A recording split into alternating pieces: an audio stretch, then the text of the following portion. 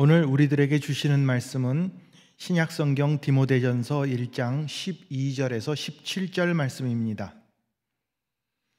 나를 능하게 하신 그리스도 예수 우리 주께 내가 감사함은 나를 충성되이 여겨 내게 직분을 맡기심이니 내가 전에는 비방자요 박해자요 폭행자였으나 도리어 긍휼을 입은 것은 내가 믿지 아니할 때에 알지 못하고 행하였음이라. 우리 주의 은혜가 그리스도 예수 안에 있는 믿음과 사랑과 함께 넘치도록 풍성하였도다. 미쁘다 모든 사람이 받을 만한 이 말이여, 그리스도 예수께서 죄인을 구원하시려고 세상에 임하셨다 하였도다. 죄인 중에 내가 괴순이라. 그러나 내가 긍휼을 입은 까닭은 예수 그리스도께서 내게 먼저 일체 오래 참으심을 보이사 후에 주를 믿어 영생 얻는 자들에게 본이 되게 하려 하심이라. 영원하신 왕 곧 썩지 아니하고 보이지 아니하고 홀로 하나이신 하나님께 존귀와 영광이 영원 무궁토록 있을지어다. 아멘. 에버그레이스 교회 주일 예배에 참석하신 모든 분들을 환영합니다. 오늘 말씀을 통해 큰 변화되는 그러한 귀하고 복된 시간 되시기를 바랍니다. 요즘에 저는 식당에 가기가 무섭습니다. 왜냐하면 지난 1, 2년 동안 물가가 너무나도 갑자기 오르면서 음식값이 올랐기 때문입니다. 그래서 요즘 종업원이 서브하는 그런 식당에서 점심을 먹으려면 적어도 20불 이상, 그리고 저녁은 30불 이상을 줘야 저녁을 먹을 수 있습니다. 게다가 팁을 주는 것도 예전과 많이 다릅니다. 몇 년 전에는 팁을 줄 때 한 15%에서 18% 그 정도만 주는 것이 보통이었는데 지금은 그렇지 않습니다.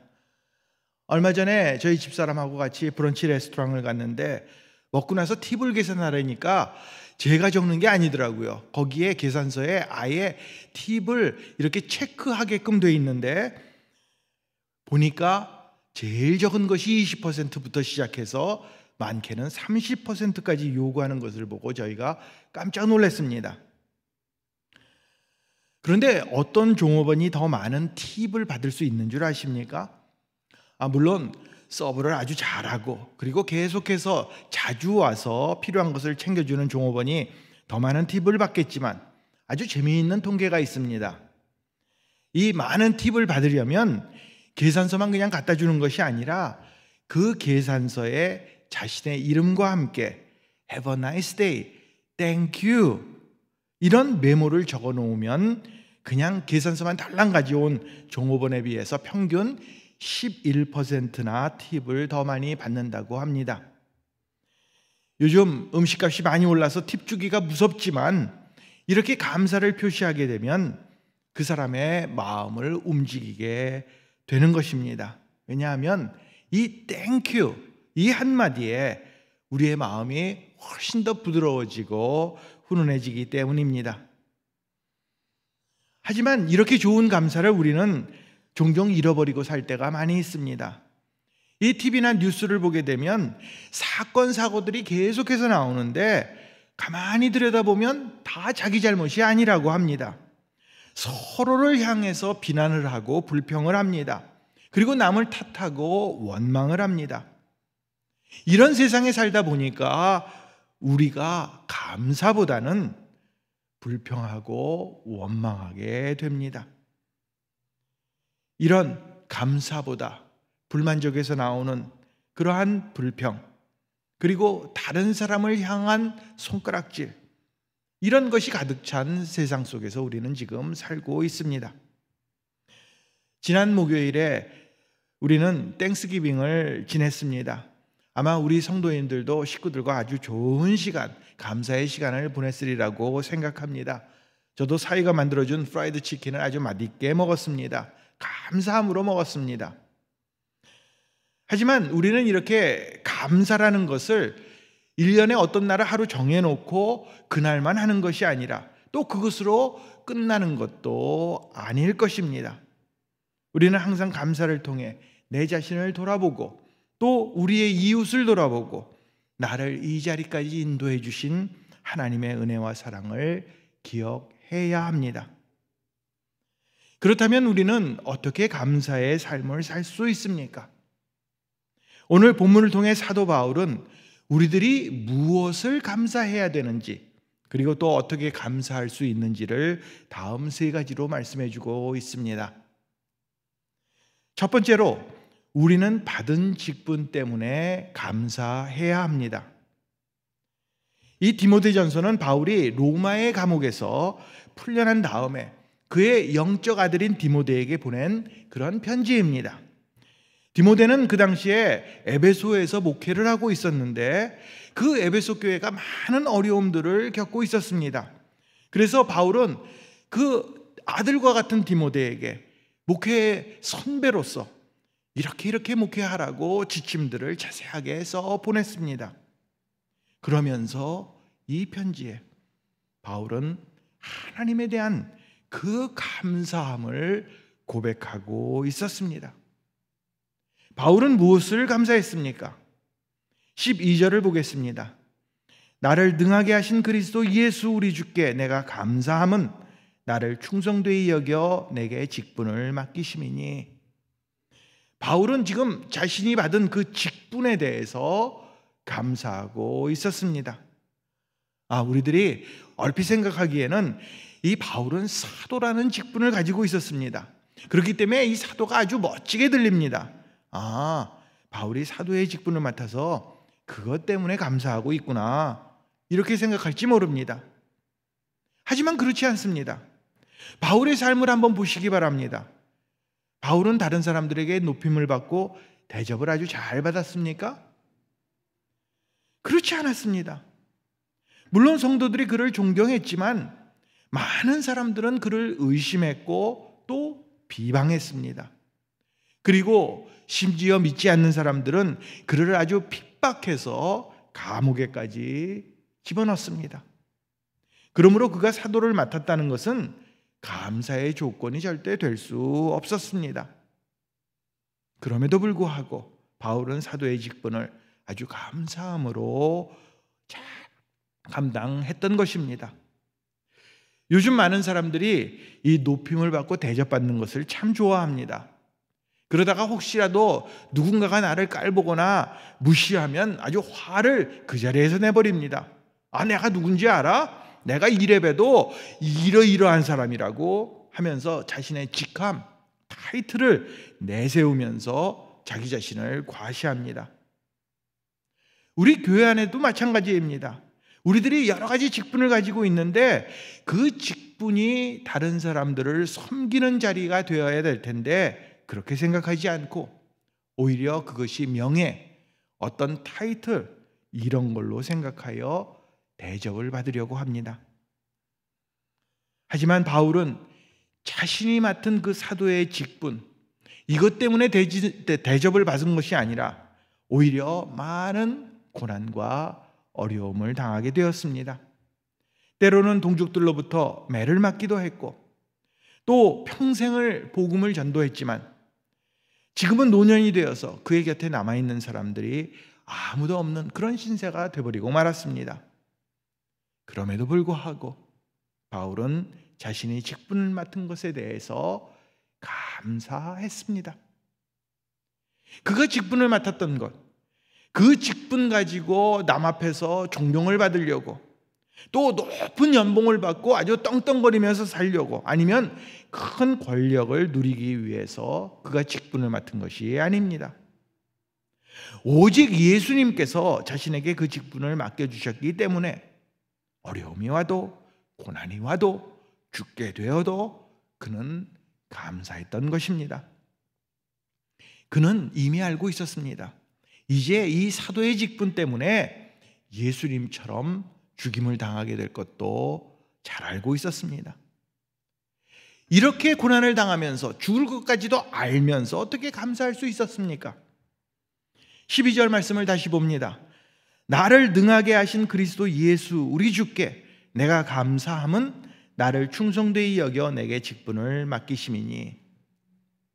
그가 감사할 수 있었던 이유, 바로 예수님 때문이었습니다. 자신을 능하게 하고 또 충성되이 여겨 직분을 주신 것도 예수님이고, 그리고 이제 모든 것을 일하게 하시는 이가 예수님이었기 때문입니다. 예수님은 우리 마음에 하나님의 일에 대한 선한 마음을 불일도록 그렇게 만들어 주십니다. 그리고 한순간만이 아니라 계속해서 일할 수 있도록 우리에게 힘과 용기를 북돋아 주시는 그런 분이십니다. 우리의 능력이 있어서가 아닙니다. 우리는 오히려 부족하지만 예수님께서 우리에게 맡겨주신 그 일을 잘 감당할 수 있도록 능력과 자격을 우리에게 부여해 주셨습니다. 주의 일을 끝까지 잘할 수 있도록, 신실한 일꾼이 될 수 있도록 예수님은 우리를 계속해서 이끌어 주십니다. 이렇게 하나님이 우리를 불러주셨습니다. 그러므로 우리는 감사하지 않을 수 없는 것입니다. 우리들은 어떤 사람들입니까? 지난 4주 동안 나는 누구인가라는 시리즈를 통해 우리의 모습을 살펴보았습니다. 우리는 하나님의 자녀가 되었고, 성인이 되었고, 왕 같은 제사장, 그리고 천국의 시민이 되었습니다. 그리고 하나님은 지금 우리들이 이 땅에서 일할 수 있도록 사명을 주시고 여러 가지 직분을 맡겨 주셨습니다. 이 직분이라는 것은 헬라어로 디아코니안이라는 말입니다. 서브한다, 봉사한다라는 뜻입니다. 이 집사를 영어로 디컨이라고 그러잖아요. 그런데 바로 이 단어가 디아코니안에서 파생된 그러한 말입니다. 이웃을, 다른 사람들을, 성도를 사랑과 헌신으로 섬기는 것, 바로 이것이 우리의 직분입니다. 가정에서는 아버지로, 또 어머니로, 할아버지로, 할머니로, 그리고 한편으로는 자녀로서의 직분, 그리고 교회에서는 성도로서의 직분, 그리고 우리들이 일하는 직장에서는 많은 여러 가지 일들, 하나님께서는 이런 것들을 우리에게 맡겨 주셨습니다. 바로 이런 것들을 우리는 하나님께 감사해야 합니다. 우리가 어떻게 감사할 수 있습니까? 이 감사의 표현은 다른 것 아닙니다. 그 맡겨주신 직분을 최선을 다해 충성을 다하면 됩니다. 그것이 하나님에 대한 감사의 표현 방법입니다. 우리는 하나님께서 우리에게 직분 맡겨주심을 감사해야 합니다. 두 번째로 우리는 입은 긍휼 때문에 감사해야 합니다. 13절을 보겠습니다. 내가 전에는 비방자요 박해자요 폭행자였으나 도리어 긍휼을 입은 것은 내가 믿지 아니할 때 알지 못하고 행하였음이라. 자, 바울이 어떤 사람이었습니까? 오늘 말씀 그대로 실제로 그는 비방하는 사람, 그리스도를 박해하는 사람, 폭행하는 그러한 아주 못된 사람이었습니다. 실제로 기독교인들을 비방하고 대적했던 것이 사실이었습니다. 단순히 반대만 한 것이 아니라 그리스도인을 핍박해서 그들을 옥에 가두고 죽게까지 만들었습니다. 게다가 나는 공부했습니다, 나는 잘합니다, 아주 지식으로 교만해서 다른 사람들을 우습게 보고 모욕했던 그런 사람이었습니다. 그런데 바울이 지금 이 자신의 과거의 이 부끄러운 것들을 그냥 솔직하게 다 이야기를 합니다. 하나도 숨기지 않고 다 말합니다. 그랬던 이유는 하나님 앞에서 내가 얼마나 가치 없는 사람인지를 인정하면서 하나님의 은혜와 긍휼의 풍성하심을 강조하기 위해서였습니다. 이랬던 바울이 이제 하나님으로부터 놀라운 변화를 경험하게 됩니다. 14절 15절을 봅니다. 우리 주의 은혜가 그리스도 예수 안에 있는 믿음과 사랑과 함께 넘치도록 풍성하였도다. 미쁘다 모든 사람이 받을 만한 이 말이여 그리스도 예수께서 죄인을 구원하시려고 세상에 임하셨다 하였도다. 죄인 중에 내가 괴순이라. 바울은 자신이 예수님을 회방했던 그런 죄인이었지만 하나님께서 나에게 은혜를 베푸시고 긍휼을 베풀어 주셔서 그리스도를 알게 하시고 믿게 하시고 구원을 얻도록 그렇게 만들어 주셨음을 고백하고 있습니다. 하나님께서 베풀어 주신 은혜, 그것도 조금 베풀어 주신 것이 아닙니다. 그 은혜와 믿음과 사랑이 넘치도록 풍성했다고 말합니다. 여기 이 풍성하다라는 이 단어는 예를 들어서 여기 어떤 컵이 있으면 거기다 물을 가득 100%꽉 채우는 것, 이것이 풍성이 아닙니다. 이미 물이 다 찼는데도 계속해서 부어서 물이 그냥 막 넘치는 것, 옆으로 줄줄 새는 그런 상태를 말합니다. 예수님은 우리에게 이런 사랑과 긍휼을 베풀어 주셨습니다. 바울과 같은 죄인 중에 괴수, 그리고 우리에게도 긍휼을 베풀어 주셨습니다. 바로 이런 하나님의 풍성하심을 우리는 늘 감사해야 합니다. 16절을 보겠습니다. 그러나 내가 긍휼을 입은 까닭은 예수 그리스도께서 내게 먼저 일체 오래 참으심을 보이사 후에 주를 믿어 영생 얻는 자들에게 본이 되게 하려 하심이라. 자, 바울이 이 어떤 사람이었습니까? 그리스도인들을 핍박했던 사람입니다. 그들을 죽게 만들었던 사람입니다. 하나님의 입장에서 보면 바울은 그냥 단순한 죄인이 아니라 아주 죄질이 나쁜 1급 죄인이었습니다. 그런데도 하나님은 그를 오래 참으시고 긍휼을 베풀어 주셨다고 바울은 고백합니다. 바울뿐만이 아닙니다. 이 세상의 모든 죄인들, 아주 도저히 용서가 될 수 없는 여러 종류의 죄인들, 그리고 또 우리와 같은 사람들을 위해 이 세상에 오셨습니다. 이 사실이 우리에게 큰 위로와 용기가 됩니다. 우리는 주님으로 인해 구원함을 입었지만 아직도 죄성이 남아있고 죄를 짓고 있습니다. 입술로는 하나님을 사랑한다, 이웃을 사랑한다고 말하면서도 나에게 잘못하는 사람들을 보면 그냥 넘어가지를 않습니다. 언제나 나를 먼저 생각합니다. 교만합니다. 그리고 잘 알면서도 죄의 유혹에 넘어갑니다. 내 욕심이 하나님의 뜻보다 앞서갑니다. 이런 부족한 사람들이 바로 우리들입니다. 그런데 이런 우리들에게 하나님은 오래 참으시고 긍휼을 베풀어 주셨습니다. 만약에 하나님의 긍휼이 아니면 우리는 지금 이 자리에 나올 수도 없었을 것입니다. 하나님은 오래 참고 그의 사랑과 긍휼로 우리의 모든 죄를 예수 그리스도를 통해 구원해 주셨습니다. 따라서 우리는 만입이 있어도 이 은혜와 긍휼에 대해 감사를 다 표현할 수 없을 것입니다. 우리는 과거의 죄인들이었지만 이제는 하나님의 그 오래 참으심과 긍휼하심 때문에 하나님의 자녀가 되었습니다. 성인이 되었습니다. 왕 같은 제사장, 그리고 천국 시민이 되었습니다. 우리는 하나님의 긍휼을 입은 것을 감사해야 합니다. 세 번째로, 우리는 미래의 소망 때문에 감사해야 합니다. 자, 바울이 이 편지를 디모데에게 쓸 때 그때 이렇게 그 앞으로의 장래가 그렇게 소망적이질 못했습니다. 지금은 잠깐 감옥에서 풀려났지만 언제 또 잡혀갈지도 모르는 그런 상황이었습니다. 그리고 실제로 디모데 후서는 감옥에 갇혀서 쓰게 됩니다. 만일 사도 바울이 조금 자기 안전을 생각했다면 사도 직분을 팽개쳤을지도 모릅니다. 그리고 이제 그만해야지 하면서 편안한 노후를 보낼 수도 있었습니다.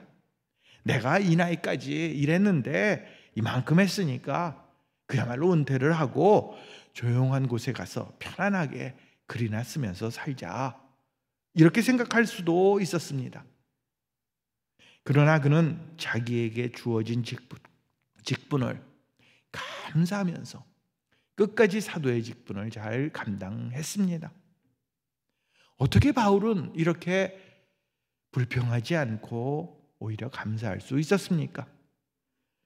17절 말씀을 봅니다. 영원하신 왕 곧 썩지 아니하고 보이지 아니하고 홀로 하나이신 하나님께 존귀와 영광이 영원 무궁하도록 있을지어다. 아멘.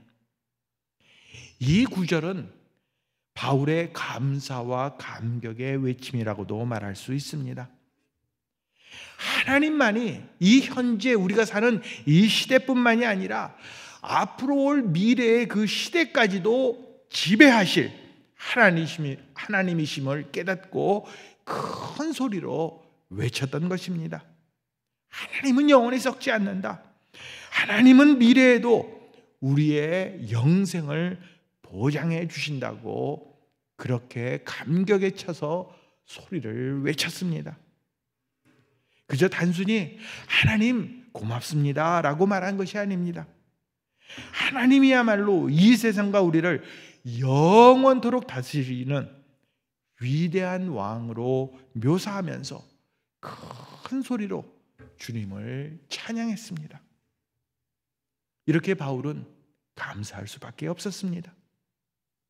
내게 직분을 주시고 죄인 중에 괴수였던 나에게 긍휼을 베풀어 주시고 또 내가 앞으로 죽는다 할지라도 영원한 생명을 보장해 주셨기 때문에 그는 감사하지 않을 수 없었던 것입니다. 지금은 힘들지만 고통스럽지만 외롭지만 미래의 영광스러운 소망이 있음을 알았기 때문에 그는 감격에 벅차서 하나님께 존귀와 영광이 영원 무궁토록 있을지어다 라고 말했던 것입니다. 이처럼 우리들 역시 하나님 앞에 감사와 찬송의 고백을 올려드려야 합니다. 하나님은 영원하신 분입니다. 끝이 없으신 분입니다. 변하지 않으시는 분입니다. 바로 그 하나님을 우리는 감사하며 찬양해야 합니다. 하나님의 그 긍휼하심, 그 사랑하심, 은혜를 베풀어 주심, 과거와 현재로 그치는 것이 아닙니다. 우리의 미래까지도 보장이 되어 있습니다.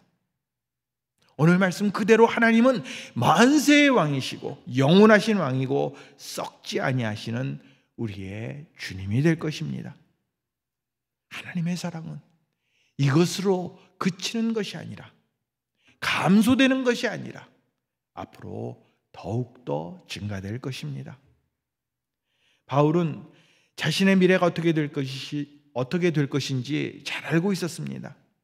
이제 마지막 죽음을 놓고서 자신의 삶을 돌아보면서 디모데후서 4장 6절 8절에 이렇게 말합니다. 전제와 같이 내가 벌써 부어지고 나의 떠날 시간이 가까웠도다. 나는 선한 싸움을 싸우고 나의 달려갈 길을 마치고 믿음을 지켰으니 이제 후로는 나를 위하여 의의 면류관이 예비되었으므로 주 곧 의로우신 재판장이 그날에 내게 주실 것이며 내게만 아니라 주의 나타나심을 사모하는 모든 자에게도니라. 바울은 이 땅, 이 세상에서 죽음으로 끝나는 것이 아니라는 것을 잘 알고 있었습니다. 그에게는 영원한 천국이 있었습니다. 그곳에서 잘했다 칭찬할 것을 예상하고 있었고 또 의의 면류관을 쓸 것도 기대하고 있었기 때문에 그는 고난을 받으면서도 힘들어하지 않고 오히려 기뻐하고 감사할 수 있었습니다. 지금 우리는 하나님께 어떤 감사를 올려드리고 있습니까? 바울처럼 감격스럽게 감사의 찬양을 드리고 있습니까? 우리는 지금 감옥에 갇혀 있는 것도 아닙니다. 그리고 당장 죽지도 않습니다. 그런데도 내 눈앞에 보이는 작은 일들, 조금 불편한 상황, 그런 형편 때문에 불평하고 원망합니다. 저희 아버님은 목사님으로 또 중국 선교사님으로 지난 30여 년을 보내셨습니다. 그리고 얼마 전에 지난달에 만 89세 생신을 맞으셨습니다. 그런데 건강이 좋지 않으시고 또 중국 선교를 하시면서 많은 책들을 그 혼자서 나르다가 허리를 다치셔서 지금은 거의 이 허리 때문에 꼼짝도 못 하십니다. 외출도 못하고 집에만 계십니다. 이 원래 저희 아버님이 성격이 아주 굉장히 불같은 분이시고 외향적이고 또 평양 출신이라 아주 활동적인 그런 분인데 아무데도 나가지 못하고 집에만 계신 지 벌써 여러 해가 되었습니다. 그리고 자녀들 넷 중에 셋은 미국에 있습니다. 그래서 자주 뵙지도 못합니다. 손주 손녀가 있어도 보지 못합니다. 그렇지만 제가 아버님께 전화를 드리면 아버님은 반가운 목소리로 감사하다, 하나님께 감사하다, 우리 아들 목사에게 감사하다 이렇게 말씀하십니다. 그리고 하시는 말씀이 하나님 부르시는 그날까지 하나님 나라를 위해서 열심히 일하자 이렇게 저를 격려해 주십니다. 그것은 아버님의 소망이 영원한 천국에 있고 또 그 소망을 향해 우리 있는 곳에서 각자가 한국에서 미국에서 최선을 다하고 있음을 잘 알고 계시기 때문입니다. 하나님은 성실하시고 신실하신 분이고 변하지 않는 분이십니다. 그 하나님의 은혜를 생각하면서 또 우리는 미래에 보장된 소망을 생각하면서 감사하고 감사해야 할 것입니다. 하나님은 영원한 우리의 주님이 되십니다. 우리는 하나님께서 미래에 소망 주신 것을 감사해야 합니다. 우리는 지금 무엇 때문에 감사하고 있습니까? 혹시라도 현재의 고난 때문에 감사는커녕 불평과 원망을 하고 있지는 않습니까? 내가 주님을 위해서 열심히 교회도 나오고 봉사하는데, 그리고 또 기도하는데 나는 왜 이 모양 이 꼴이냐고 혹시라도 하나님을 원망하면서 불평하고 있지는 않습니까? 예수님은 우리를 충성되이 여겨서 주셔서 우리에게 귀한 직분을 맡겨 주셨습니다. 그리고 죄인 중에 괴수였던 우리들에게 큰 은혜와 긍휼을 보여주셨습니다. 그리고 앞으로 우리의 미래에도 영원한 소망을 허락해 주실 것입니다. 우리는 바로 이 주님께 감사를 올려드리고 그의 이름을 영원히 큰 소리로 찬양해야 할 것입니다. 이렇게 우리를 붙들어 주시는 하나님의 은혜를 생각하며 매 순간마다 하나님께 감사하시는 저와 여러분들이 되시기를 예수님의 이름으로 축원을 드립니다. 다 같이 기도하시겠습니다. 하나님 은혜를 감사합니다. 우리를 구원해 주시고 우리에게 은혜를 베풀어 주시고 또 우리에게 직분을 맡겨 주시고 미래의 소망까지도 허락해 주심을 감사를 드립니다. 그 하나님을 생각하면서 그 하나님만을 의지하며 그 하나님을 따라 사는 저희 되게 하여 주시옵소서. 우리를 붙들어 주시는 그 하나님의 놀라운 은혜를 매 순간마다 생각하며 감사하며 찬양의 삶을 살아가는 저희 되게 하여 주시옵소서. 이번 한 주뿐만이 아니라 우리의 평생이 하나님 앞에 감사로 찬양으로 올려드리는 그러한 삶을 살 수 있는 저희로 변화시켜 주시옵소서. 감사드리며 예수님의 이름으로 기도합니다. 아멘. 이번 한 주도 주님께 감사하며 그 하나님의 신실하심을 순간마다 체험하시는 여러분들 되시기를 바랍니다. 건강하세요.